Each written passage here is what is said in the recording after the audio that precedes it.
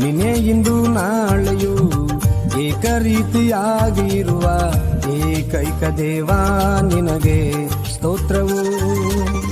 ರಾಜಾದಿರಾಜ ನಿನಗೆ ಸ್ತೋತ್ರವು. ದೇವಾದಿದೇವ ನಿನಗೆ ಸ್ತೋತ್ರವು.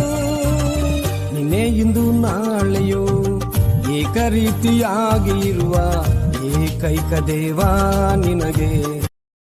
ಯೆಹೋವನೇ, ನನ್ನ ದೇವರೇ, ನಿನ್ನ ನೀತಿಗನುಸಾರವಾಗಿ ನನಗೆ ತೀರ್ಪು ಕೊಡು. ನನ್ನ ವಿಷಯದಲ್ಲಿ ಹಿಗ್ಗುವುದಕ್ಕೆ ಶತ್ರುಗಳಿಗೆ ಆಸ್ಪದವಿರಬಾರದು.